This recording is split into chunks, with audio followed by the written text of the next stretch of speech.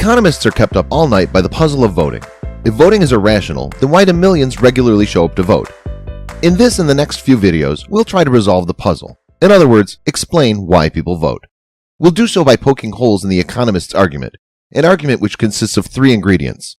First, the cost of voting, C, may be small, but it ain't zero. Second, your vote matters, swings the election results, only in two wildly improbable scenarios. And so the probability, P, that your vote matters is infinitesimal. Third, the value, V, you place on your vote mattering, on your vote swinging the election result, may be large, but it ain't infinite. The economist argues that for just about any plausible values of C, P, and V, C exceeds P times V. The cost of voting exceeds its expected benefit, and so voting is irrational. Very nice. In this video, we'll focus only on C. In the last video, we argued that voting costs at least 10 minutes. And so, even if your time is worth only the US minimum wage, C exceeds $1. In this video, we'll present three arguments that C is, au contraire, much smaller than $1. Argument 1. In many countries, Election Day is a non-working day. And if you're not working, 10 minutes of your time has no value, right? Wrong. Even if you're not working, your time isn't worthless. There's an opportunity cost. Those 10 minutes could have been put to some alternative use. You could have had 10 more minutes for brunch, YouTube, or sleep. So this argument is wrong. Your time is always valuable, even if you're not working. That's because your time can always be put to some alternative use. Next, argument 2.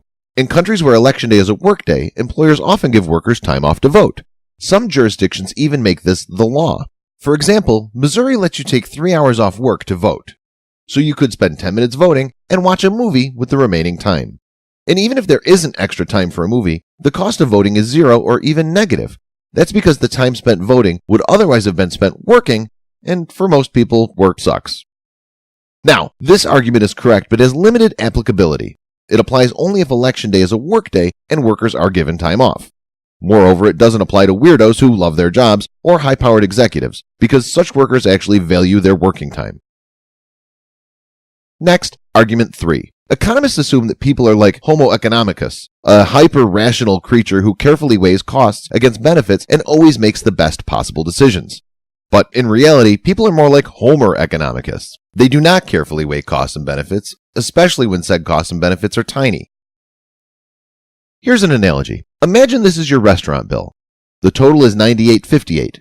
If a 15% tip is customary, most people would simply tip $15. Not so the economist. First of all, tipping is irrational, but if you must tip, be sure to tip only on the pre-tax amount. 15% of $93 is $13.95. So the correct tip is $13.95, not $15. At this point, most people will simply have left a $15 tip and punch the economist in the face. The argument here is this. When the costs and benefits involved are tiny, most people don't bother weighing them. To the economist, this is irrational.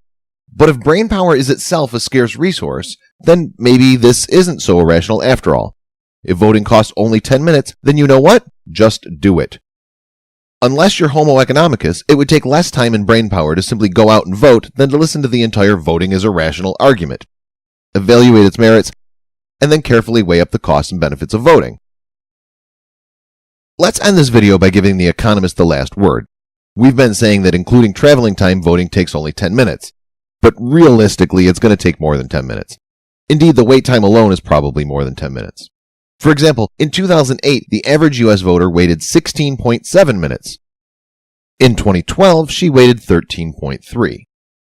Note that these were the averages. Across regions and demographics, there were dramatic variations. Floridians waited 26 times as long as Vermonters, while blacks waited twice as long as whites. In Lee County, Florida, the average voter waited more than 2 hours. What? Note that unlike Missouri, Florida law doesn't give workers any time off to vote. Yet in Lee County, more than 250,000 showed up to vote. It's probably safe to assume that at least some of these voters had to burn their own free time, and very few of them would dismiss a 2-hour wait as a tiny cost. To explain the behavior of Lee County voters, we'll probably have to look somewhere else, and that's what we'll be doing in the next video.